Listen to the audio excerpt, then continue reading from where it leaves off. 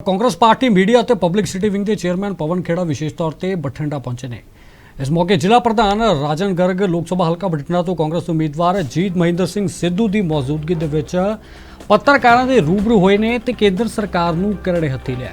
ਇਸ ਮੌਕੇ ਉਹਨਾਂ ਦੇ ਨਾਲ ਰਾਜਸਥਾਨ ਤੋਂ ਲੋਕ ਸਭਾ ਉਮੀਦਵਾਰ ਮੇਘਵਾਲ ਵਿਸ਼ੇਸ਼ ਤੌਰ ਤੇ ਮੌਜੂਦ ਰਹੇ ਨੇ ਤੇ ਇਸ ਮੌਕੇ ਪਵਨ ਖੇੜਾ ਨੇ ਕਿਹਾ ਹੈ ਕਿ पंजाब वासी 1 जून ਨੂੰ ਕਾਂਗਰਸ ਦੇ ਹੱਥ ਮਜ਼ਬੂਤ ਕਰਨ ਦੇ ਲਈ ਵੋਟ ਪਾਉਣਗੇ ਤਾਂ ਜੋ ਦੇਸ਼ ਦੇ ਵਿੱਚ ਕਾਂਗਰਸ ਦੀ ਸਰਕਾਰ ਬਣੇ ਤੇ ਕਿਸਾਨਾਂ ਨੂੰ ਐਮਐਸਪੀ ਦੀ ਗਾਰੰਟੀ 30 ਲੱਖ ਖਾਲੀ ਪੋਸਟਾਂ ਜਿਹੜੀ ਕਿ ਬੇਰੁਜ਼ਗਾਰ ਨੂੰ ਦਿੱਤੇ ਜਾਣਗੀਆਂ ਤੇ ਉੱਥੇ ਹੀ ਸੰਵਿਧਾਨ ਨੂੰ ਬਚਾਉਣ ਦੇ ਲਈ ਹਰ ਪਰਿਵਾਰ ਦੀ ਵੱਡੀ ਮਹਿਲਾ ਨੂੰ 1 ਲੱਖ ਰੁਪਏ ਪ੍ਰਤੀ ਸਾਲ ਦੇਣ ਦੀਆਂ ਗਾਰੰਟੀਆਂ ਨੂੰ ਪੂਰਾ ਕਰਕੇ ਦੇਸ਼ ਨੂੰ ਮਜ਼ਬੂਤ ਬਣਾਇਆ ਜਾਵੇਗਾ।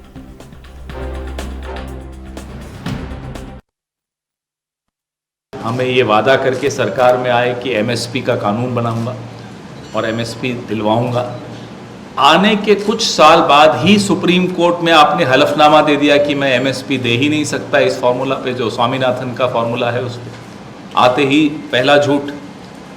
और उसके बाद जब किसान अपनी मांगे मनवाने के लिए, अपनी आवाज़ उठाने के लिए देश की राजधानी में आए तो उनको किस तरह से अपमानित करने की कोशिश की, उनको राष्ट्र विरोधी कहा, उनको खालिस्तानी कहा, उनको अलग अलग नाम से पुकारा गया। 750 के लगभग किसानों ने अपनी जान गंवाई, हम उनको शहीद मानते हैं। फिर मजबूरी में आपने ये तीनों काले कानून वापस लिए। कानून वापस लेते हुए भी कोई सीधे सीधे माफ़ी नहीं मांगी किसानों से, फिर भी अपनी ऐंठ में रहे, फिर भी वादा किया या आने वाले कुछ महीनों में एमएसपी की कमेटी बना के एमएसपी पर एक कानून बनाएंगे। 2 साल हो गए, कहीं कोई कानून नहीं, कुछ नहीं। फिर जब किसान राजधानी में आने चाहते हैं तो उनके रास्तों में कील बिछा दिए जाते हैं। जिन किसानों के वोट से आप खुद गुजरात से दिल्ली तक आए, देश की राजधानी तक आए, उन किसानों के लिए देश की राजधानी के दरवाजे बंद हो गए। ये बात किसी को भी न्याय संगत नहीं लग सकती। इसी बात का विरोध राहुल गांधी कर रहे हैं, खड़गे साहब कर रहे हैं, हम तमाम कांग्रेस के लोग कर रहे हैं।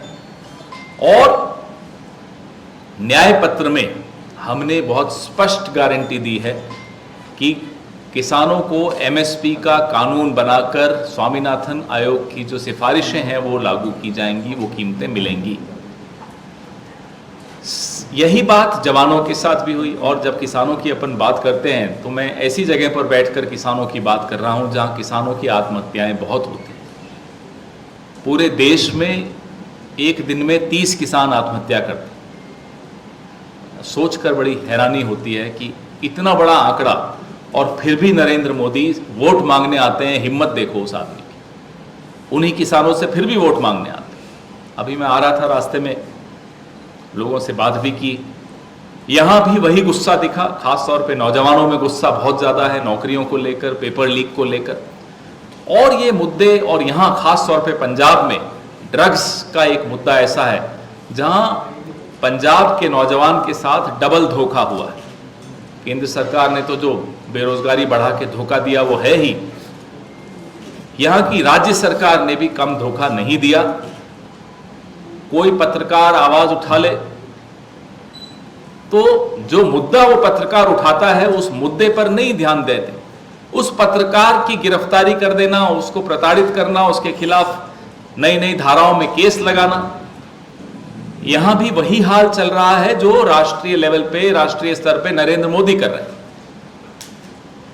यहां भगवंत मान जी की सरकार भी कोई कम नहीं है, वो भी ऐसा ही काम कर रही है। लोगों को कांग्रेस के दिन याद आते हैं जब हम अपनी गलती मानते थे कि हाँ हमसे ये गलती हुई, और गलती के बाद माफी मांगने में कोई शर्म नहीं आनी चाहिए। हम कोई राजा नहीं है। ये तो खैर राजा से बहुत ऊपर हो गए नरेंद्र मोदी, तो अब अपने आप को कहते हैं मैं भगवान का अवतार हूँ। यहाँ आकर कहते हैं कि 5 प्यारों में एक मेरे काका थे। ऐसी बातें करना कोई, हम तो बार बार नड्डा जी को भी हाथ जोड़कर कहते हैं, अमित शाह जी को भी हाथ जोड़कर कहते हैं कि इनका इलाज करवा लो, देर हो रही है, नुकसान हो जाएगा। देश का प्रधानमंत्री 10 साल से प्रधानमंत्री है, बोला मैं प्रधान सेवक हूं, जाते जाते कहता है मैं भगवान का अवतार हूं। कभी कोई अपने आप को कोई भगवान का अवतार कहता है? नड्डा जी भी देखो कमाल के आदमी है। आज मैं अभी यहां ऊपर बैठ के देख रहा था ट्विटर, नड्डा जी कहते हैं कि ये नरों के इंद्र नहीं है, सुरों के इंद्र हैं, देवताओं के भी भगवान हैं। चमचागिरी करो कोई बात नहीं, थोड़ी थोड़ी सब करते हैं, इतनी भी मत करो कि एक ऐसा व्यक्ति जो इंसान बनने की भी अभी कोशिश कर रहा है उसको भगवान से ऊपर कर दो। लोग गुस्से में कई कारणों से, 1 घंटे में 4 महिलाओं का बलात्कार हो रहा है इस देश में, यह भी लोग गुस्से में इस वजह से भी हैं। आओ जी,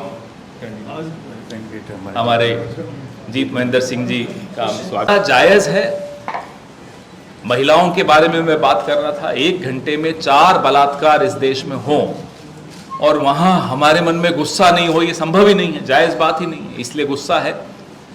तो अब मौका ऐसा आया है, किसानों को न्याय दिलाना, महिलाओं को न्याय दिलाना, नौजवानों को न्याय दिलाना।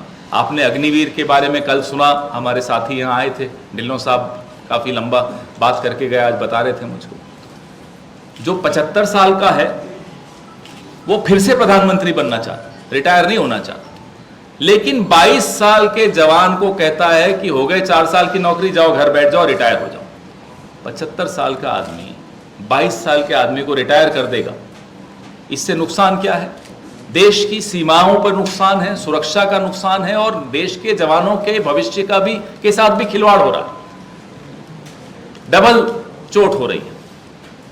इसलिए इस मौके को गंवाएंगे